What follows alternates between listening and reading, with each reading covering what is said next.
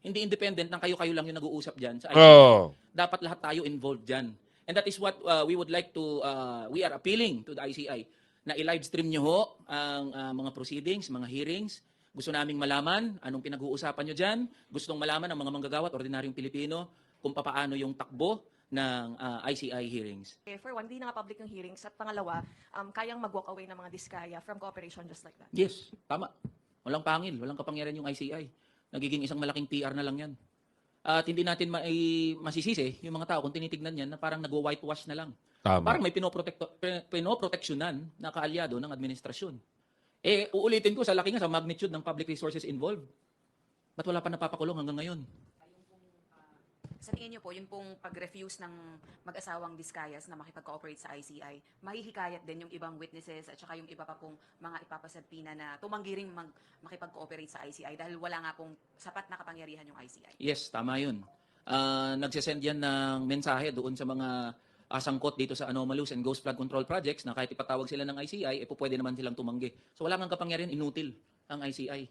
At hindi ko masisisi ang mga manggagawa at ordinaryong Pilipino, and that is my belief, na parang walang kwenta, walang silbi na itong ICI. Oh, ganda nyo paniniwala ni Congressman San Fernando na inutil.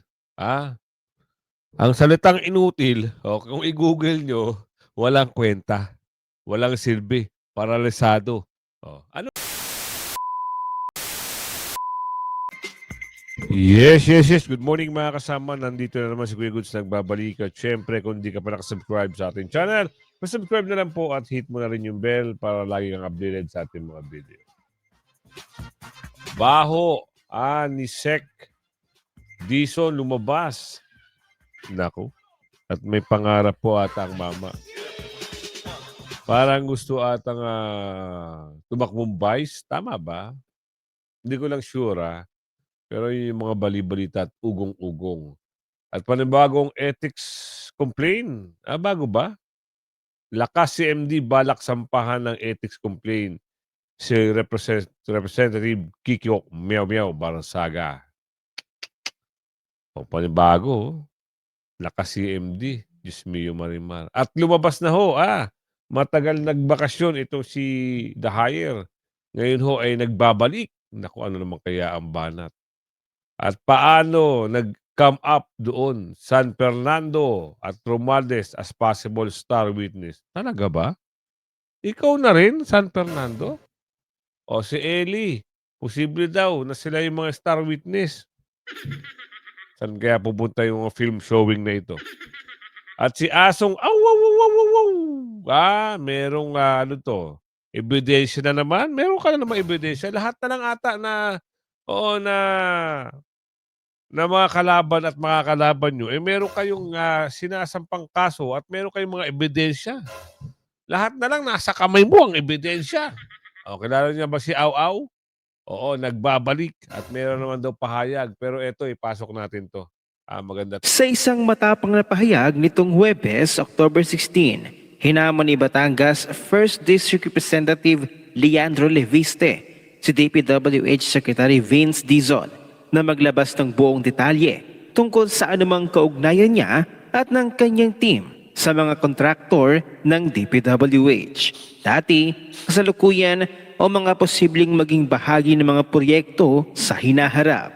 Aniya ni Leviste, hinihiling ko kay Secretary Vince Dizon na isiwalat ang lahat ng koneksyon niya at ng kanyang team sa mga kasalukuyan, dati o potential future contractors ng mga proyekto ng DPWH. Wait lang Dapat isiwalat daw ang mga koleksyon. Anak ng tipaklong. Ano to? Kasama ba siya sa nangongolekta? Tuloy natin para malaman natin. Bagamat hindi idinitalye kung anong ulat ang kanyang tinutukoy, malinaw ang tono ni Leviste. May agam-agam tungkol sa posibilidad ng conflict of interest sa loob mismo ng DPWH sa gitna ng mga panibagong aligasyon ng flood control fund abuse at kickback schemes. At ang pagsusumikap ni Secretary Vince Dizon at Boying Remulla na magkaroon ng koneksyon ang pamilyang Diskaya. Yan na. Dito na nagsisimula ang panibagong istorya. Alam niyo bakit? Dahil merong sinabi ito na, alam mo, ombudsman na siya, ha? Pero dapat hindi siya nakikialam na. Pero siya yung alam niyo, siya yung nagbigay pa ng, parang, kasi na-interview siya ni Miss Pinky. Tinanong doon, ah, sino daw? Sino daw yung pinoprotektahan ng Diskaya? Ba sumagot nitong mama. Oo, pinoprotektahan daw si Senator Bongo. Anak nun, isipin niyo, mapapaisip ka ngayon. Ano na naman film showing ang niluluto nito mga 'to, 'di ba? At nakisawsaw pa ito si Au-Au. Meron na siyang ebidensya. Nakagawa na kaagad sila ng magandang script. 'Yun ngayon ang ibibigay at ilalatag nila. Si flood control, wala na. Unti-unti na natatapon, unti-unti na naaagos. Ano nangyari? Sumatotal nito, baka sa susunod na buwan, wala na si flood control. Natatandaan nyo ba yung babae na nagkaroon ng problema sa Amerika na nababali-balita na magkakasama, uminom ng soft drinks. Ang pangalan ng soft drinks ay Coke. Yung isang mama doon natigay. Wala na yung kwento. Di ba? Tapos na ang kwento. Eto si flood control, pwedeng masapawan to ng kwento na naman ni Senator Bongo na siya daw ay kasama. At merong ebidensya na ilalatag ito si Au-Au. Naku, tuloy. Kay Senator Bongo na kahit wala naman sila talagang koneksyon, ay tila mayroon palang bahong natatago itong si Secretary Dizon. At matapos ang naging interview ng 2x2 ni Anthony Taberna or Katunying kay Congressman Leandro Leviste, pinangalanan na o itinuro na ni Congressman Leandro Leviste si Undersecretary DPWH Ari Perez ang impormasyong ipapahawak daw sa kanya ang procurement or bidding ng malalaking proyekto sa central office ng Naku po. DPWH. Huli na. Di ba? Kaya pala masigasig sila dahil sila ang susunod na kabanata. Siyempre nasiwalat yung mga nabanggit na pangalan, di ba? Yung mga DE. Ano na ngayon? Pinalitan na ngayon yung mga direktor. Siyempre, tapos na ang karera ron Ubus na yung kabanambayan at nasiwalat. Ito na naman, mayroong babagong pasok. Ano sabi ni Congressman Libiste? Ikanta nyo. Ang alin? Yung mga, yung sinabi sa video Kawawa, ano? Ito pang nakakarindi. Kung sino pa yung gagawa ng mabuti sa bayan at magsisiwalat ng kaban-kaban na ninakaw, yun pa yung kasuhan. Bibigyan ng ethics complaint. Sino nagsabi niyan? Ito, balita ito Alam mo naman tayo, lagi tayo na una sa balita. Sino nagsabi? At sino ang magpapile niyan? Ang saklap, di ba? Ang tanong itong mga nagpa-file na to, ano ba nagawa sa bayan? Isa lang sagot niyan. Kung ano nababalita doon sa kabang-kaban, baka siguro meron silang koneksyon o konektado sila sa ganung gawain. Tama naman ginagawa nito ni Kiko Ba? Sisiwalat niya yung mga magnanakaw. Kagaya sa kamera. Nag-i-speech si Dijo. Sabi niya, magnanakaw. Kukunin ang kaba ng bayan. Totoo naman. Binabalak ng Lakas CMD na sampahan ng ethics complaint si Congressman Kiko Barzaga. Nag-ugat yan sa kanyang Facebook post kung saan gagawin daw state witness sa flood control scandal si Congressman Martin Romualdez. Nasa frontline ng balitang yan si Marian Enriquez. Sa isang Facebook post, ibinahagi ni Cavite 4th District Representative Kiko Barzaga ang mga pictures sa meeting daw ng partidong Lakas CMD. Sa caption, binanggit ni Barzaga na magsisilbing state witness sa investigasyon ng anomalya sa flood control projects si late Representative Martin Romualdez. Susuportahan daw ng ilang kongresista si Pangulong Bongbong Marcos kapalit ng proteksyon. Kabilang sa nabanggit si Assistant Majority Leader at Lanao del Sur Representative Zia Alonto Adyong. Pero ayon mismo kay Adyong, kasinungalingan ang mga paratang ni Barzaga. Kaya naman pinag-iisip Pinag-iisipan na ngayon ng Lakas CMD na maghain ng ethics complaint sa Kamara laban sa kongresista. Yung accusations na ganon, allegations na ganon, it already abused his privilege of being a member of the House. Definitely, the behavior is unbecoming of a parliamentarian, the action and the behavior. Tinuligsa rin ni Adyong ang mga nakalipas na aksyon ni Barzaga Totoo naman ginagawa ni ni Meow Meow eh. Tama lang isiwalat yung mga ginagawa nyo. Bakit? Ano kinakatatakot nyo? Nakakaladkad kasi ang baho. Kaya, oo, ganun sila. Complain sila, sige, complain kayo. Kaso nga lang, lalo mag-iingay yan si Barzaga pag nawala yan sa pwesto. Tsaka tandaan nyo, hindi na maghihirap yan. Oo, pinanganak yan ng Nepo eh. Kayo ba? Pinanganak ka ba? Ikaw, Bokyong. Pinanganak ka ba ng Nepo? Baka, oo. Ang tanong doon, pag nagkatanggalan, hindi na maghihirap yan. Kaso, ito nga ang sagot dito. Lalong manggigigil yan. Oo, lalo yan nga atake sa Kamara. Kasi pinagtulong-tulungan eh. Yun ang sabi ni Aling Ledesma. Diba? Pero hindi natin malaman kung anong mangyayari sa ethics. Kasi, kada issue, meron silang counter. Diba? Ganun lang yun. Laro lang ng ano yan. Politics news. Ika nga. Pagalingan ng script. Sabi ni Aling Ledesma. Naku, General. May inamin, di pa alam ang posibleng posisyon matapos ang kanyang leave. Naku, ano kaya niluluto na naman? Oo, kasi si General, di ba nag-leave to? Katakot-takot ang kaso. Katakot-tatakot din ang kahiyang inabot ng ano. Kasi nga, di ba, 4 stars siya tapos parang dinemote siya. So, nagpahinga muna si General. Ngayon, babalik siya. Ano naman kaya ang plano para sa kanya? O yung Sarsuela ba na natapos niya, ay tapos na ang karakter niya doon? O bibigyan siya ng panibagong karakter? Parang sa palabas na Tunggol. Yung palabas na Tunggol na walang katapusan. Di ba? Baka bibigyan uli siya ng bagong karakter. Tingnan natin ha. Ano yung mga sasabihin dito ng General? General! Ano ang aming malalaman ngayon? Meron ka bang bagong karakter? Ikaw ba ngayon ang leader ng isang... kasi, di ba merong panibagong... parang may pumalit sa kanya. Oo, di ba? Pinalitan siya. Acting pa lang yun eh. Kasi 4-star pa to si General eh. Pero alamin muna natin. Sir, ano pong aasahan namin sa inyo sa pagbabalik po ninyo after ng leave? Maybe I'm not very sure kung ano ang ibibigay sa akin na assignment. Ang unang-una sigurong harapin ko ay napakarami ng kaso na nagpa-pile up sa akin regarding sa KOJC case. Kasi meron namang dumating last week na kaso laban sa akin ng isang member ng KOJC. Kasi ang pagkarinig ko, ang strategy ng KOJC is that the same case shall be refiled again and again. Nako, ang dami pala yun. Paano yun? General, paano na ngayon yan? Kung ilang milyon yung kasos ng KOJC, yung member ng KOJC, hindi matatapos yung kaso. Hindi matatapos. Kasi simple di ba?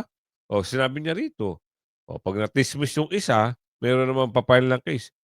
Naku, baka ang mangyayari niyan bago ka mag-retiro, General, pag may napatunayang probable cause, wala na. Sibak ang benepisyo. Pwede mangyari, pwede hindi. Alamin natin.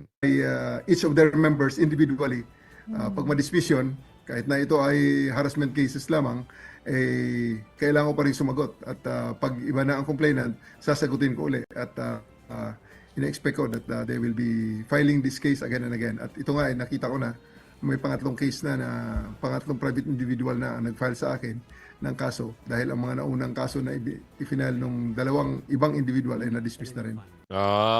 Meron bang nakapag-isip sa inyo? Halimbawa, wait lang. Wait lang Kuya Jen, Kuya Nelson. Ibig sabihin, meron na pala na-dismiss. So, continue ang laban. Nako. Yan ang sinasabi natin. Whew! Ano ito? Sistema ng pambansang budget ibinahagi ni ni Senator Marcoleta. Ano kaya yung pambansang budget? Nanakaw na ba yung iba? Napag-aralan na ba o nabantayan? Tanong natin kay Senator Marcoleta. Sa inyo pong mga mababatas, kung paano nga kaya mahihinto o masosolusyonan itong problema ho ng pambansang budget natin? Hindi kasi nagkaroon ako ng idea. Kaya nga nagkakaroon ng ganong mga eskema eh. Kaya nagkakaroon ng ganong mga adventurism. O nakapag-iisip sila ng kung ano-anong kaparaanan. Para nga makagawa sila ng bagay-bagay na kanilang pagsasaluhan. Oh, pagkakakitaan. Pagkakakitaan. Yan, opo. Nakita ko na nung ako'y nung nandun ako sa Blue Ribbon Committee. Ano ba ako yung bakit meron na tayong NEP? Yung NEP, ito yung National Expenditure Program. Na ang nagpupundar nito sa umpisa, yung tinatawag na Development Budget Coordinating Council. Ito yung DBCC. Ito yung DBCC. Sila pala bumubuo ng NEP. Kasama sila doon. Okay. Pagkatapos, kasi pasisimulan nila, sila yung magsisimula ng mga general principles kasi. So, ang DBCC, sila yung magsasabi ng ating mga economic variables. Yung mga economic assumptions natin, kinakailangan ito yung ating magiging parametro. So, sasabihin niya, kailangan ang inflation natin, ang rate of inflation ay, kunyari, hindi tataas sa 4%. O yung ating debt to GDP ratio, ganito. Yung ating ekonomiya, kinakailangan lumago tayo between 5.5 to 6%. Ito yung mga economic variables. So mula doon sa mga variables na yon, magsasubmit ngayon ng kani-kanyang budget ang lahat ng ahensya ng gobyerno. Meron silang pamamaraan dyan, naka-online naman sila eh. Halimbawa, si Nelson, Department of Agriculture. Ikaw naman, DENR. Merong lahat na, DND, lahat na ng ahensya. Magsasubmit ngayon. Ang DBM ngayon, kung siya yung naatasan, na siya yung Department of Budget, magbabudget ng lahat ng pondo na yun. Siya magtatala lahat. Depende sa pangailangan. Ang pinakamalaking patalaan na yan, manggagaling sa Department of Public Works and Highways. DPWH pala. Inamin niya na wala siyang masyadong control doon sapagkat specialized agency daw ito. Kaya minsan, pinagtatalunan, paano specialize yan? Bakit wala kang kinalaman dyan? Lahat ba ng itinala niyan? Wala ka bang karapatan para tingnan yan? Sabi po ng DBM, DBM po. Ikaw ang budget eh. Ikaw nakakalaman. Di ba pinagmulan natin yung mga economic variables, yung economic assumptions na sila ngayon ang magiging guideline natin. Kaya natin inilatag ito. Tama yun ang pinakapundasyon eh. Lahat nakaano eh.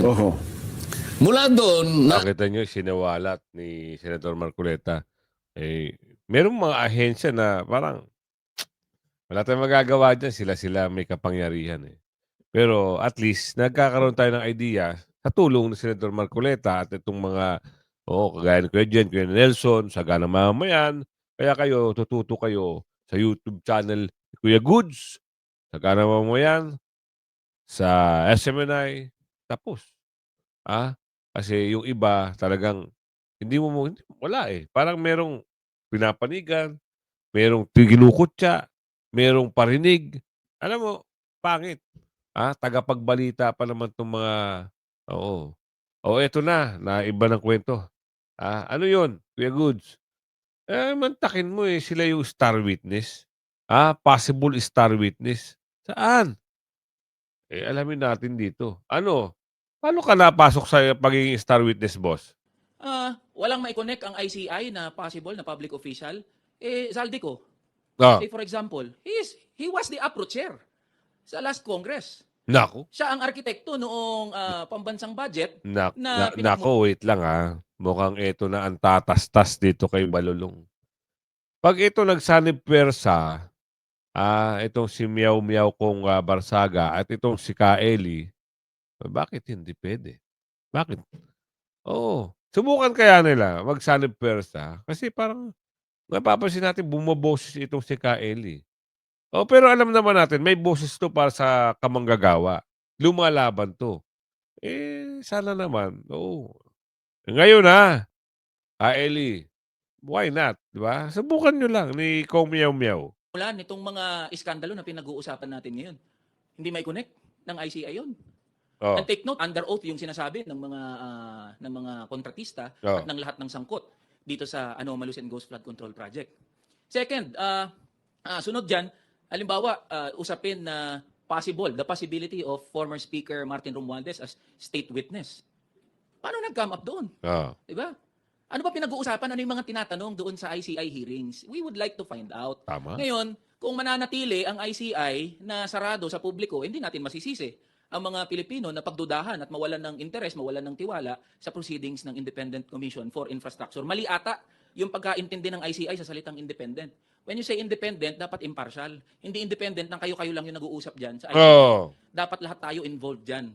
And that is what we would like to, we are appealing to the ICI na i-livestream nyo ho ang mga proceedings, mga hearings. Gusto naming malaman anong pinag-uusapan nyo dyan. Gustong malaman ng mga manggagawa at ordinaryong Pilipino kung paano yung takbo ng ICI hearings. So yan yung rason kung bakit tayo pumunta kanina sa ICI. Pangalawa, nag-file tayo ngayon ng authorizing the Secretary General of the House of Representatives para doon maka-access ang publiko, interested parties, groups or individuals doon sa Statement of Assets, Liabilities, and Net Worth. So this is in line doon sa binanggit na rin at ginawa na rin ng Ombudsman na pagsasapubliko ng salin ng public officials. So to those interested parties, groups, individuals na gustong maka-access po ng salin ng kinatawang ito, welcome po kayo na busisiin o makakuha ng copy ng aking salin. At we urge our fellow colleagues, our colleagues in the House of Representatives na to do the same, to authorize the Secretary General na isapubliko yung mga salin ng ating mga kasamahan. After all, kung wala naman tinatago, Tama. sa publiko na, ipakita na sa publiko kung ano yung Kaya laman ng nga. salin. Dapat kasi maging kahiyahiya ang korupsyon eh. Oo. Dapat maging kahiyahiya yung usapin ng extravagant and lavish lifestyle ng mga public servants. Yun ang ano natin. Yun ang punto natin dito. So, we urge our colleagues na to do the same, to follow. May mga nauna na ng mga House members na isinapubliko ang kanilang salin. And so, ayun. I am open for questions sa ating mga kaibigan sa media. Ako na lang po muna. Yes po. Kung dun muna sa ICI po. So kahapon po nag-withdraw na nga daw po ng cooperation yung mga Diskaya from cooperating with the inquiry. Doesn't this hammer home the point na toothless or useless yung ICI? Kasi for one, hindi naka-public yung hearings. At pangalawa, kayang mag-walk away ng mga Diskaya from cooperation just like that. Yes, tama. Walang pangil, walang kapangyarihan yung ICI. Nagiging isang malaking PR na lang yan. At hindi natin masisisi yung mga tao kung tinitignan yan na parang nagwa-whitewash na lang. Tama. Parang may pinoproteksyonan na kaalyado ng administrasyon. Uulitin ko sa laki nga sa magnitude ng public resources involved. Ba't wala pa napapakulong hanggang ngayon? At very consistent naman kami doon sa sinasabi namin, along with other minority members, na kung gusto talaga ng administrasyon na may mapanagot, even without the ICI, the President can mobilize the entire instrumentalities of the government. No, Ombudsman, NBI, lahat pakilusin niya. Ang dami nang po pwedeng tuntungan eh. Meron ng mga pronouncement under oath, yung mga kontratista, meron na rin mga publicly available documents, so we can establish a case. Ang problema hanggang ngayon, ayan pa rin, pahaba ng pahaba yung mga hearing, mas nalilito ang mga tao, ano na ang nangyayari. So, tapos sinabi pa ni Claire Castro, spoke sa Claire Castro na humihingi siya ng kahinahunan sa mga Pilipino, maging kalmado daw. Masisisi po ba natin ng mga Pilipino at mga manggagawa na hindi magiging kalmado kung nakikita nila na itong mga proceedings, especially ng ICI, walang pinatutunguhan? Pahaba ng pahaba yung hearing, parami yung cast of characters, and at the end of the day, walang mapapanagot. So, baka kailangan hong mag-introspect ng palasyo patungkol sa usapin na to. Sir, meron po nga statement din, yung kasamahan niyo sa minority na si Congressman Edgar Erice. He urged President Ferdinand R. Marcos Jr. to call a special session of Congress to swiftly pass legislation granting full investigative powers to the ICI. Kayo po ba, do you share the same sentiment? Yes, we support that. Kabilang din po ako sa naghahain ng House Bill na nagbibigay ng kapangyarihan sa komisyon, contempt and subpoena powers. So we support the statement of Senior Deputy Minority Leader Edgar Erice.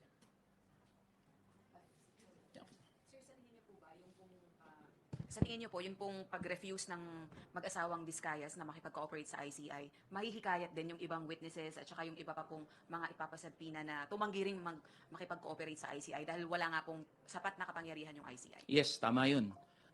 Nagsisend yan ng mensahe doon sa mga sangkot dito sa anomalous and ghost flood control projects na kahit ipatawag sila ng ICI, pwede naman silang tumanggi. So wala nga kapangyarihan, inutil ang ICI. At hindi ko masisisi ang mga manggagawa at ordinaryong Pilipino, and that is my belief, na parang walang kwenta, walang silbi na itong ICI. At Ganda nyo paniniwala ni Congressman San Fernando na inutil. Ang salitang inutil, kung i-google nyo, walang kwenta, walang silbi, paralisado. Ano nangyayari sa investigasyon? Wala na. Kwentong kutsero. Kaya nga sabi ni Congressman San Fernando, walang mangyayari doon in the end of the time. Totoo yan. Ngayon pa lang, makikita nyo na eh. Di ba?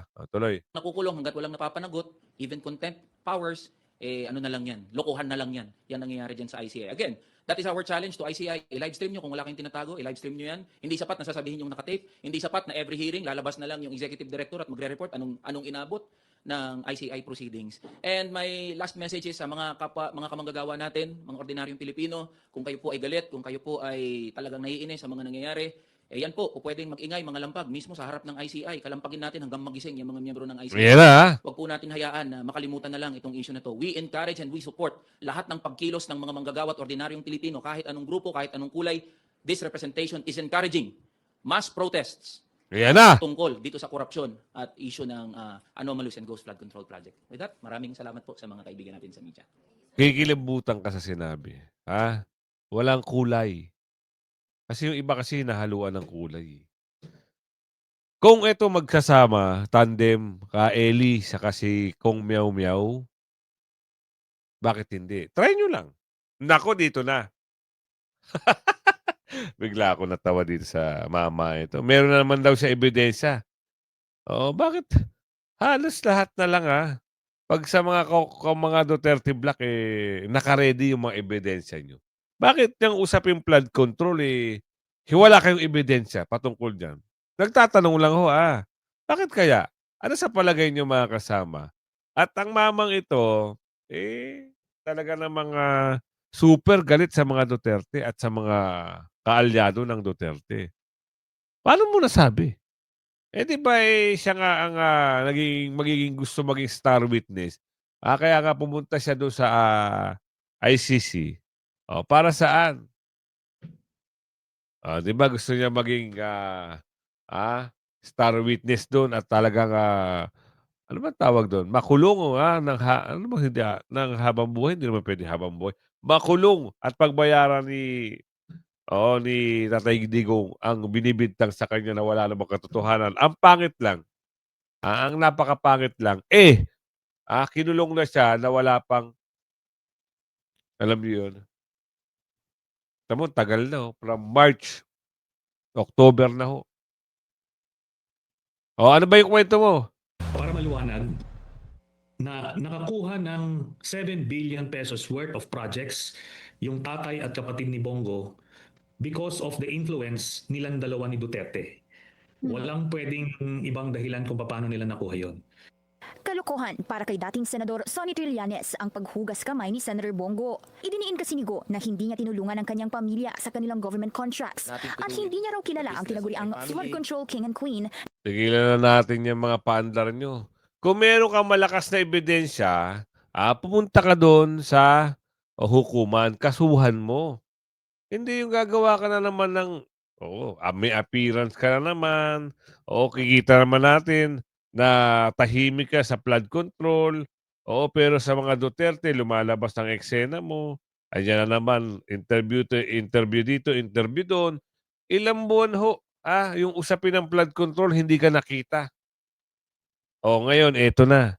At naglakas ng loob dahil may ICI na, siguro nakapag-isip-isip na, eto nasa yung attack dog natin. Na naman. Ang tanong, magkano? Sabi ni Aling Ledesma. Wala tayong magagawa. Ganyan talaga ang laro nila. Pag alam nila na kailangan sirain, dahil alam nyo si Senador Bongo, ang number 1 senador, nitong midterm election. Napakalakas ng boto. Kaya gagawa ito ng paraan, itong mga baluga na, bakulaw na ito, gagawa ito ng paraan na sisirain ang pangalan. Kasi pwedeng mangyari, ang tandem Sarago. Pwede. Pero hindi pa natin bibigyan ng konkretong detalye yan. Konkretong konklusyon yan. Pwede mangyari. Bakit? Napakagaling at nag-number 1. Ano iisipin ng tao? Kung ako, opinion ko, sariling ko opinion to.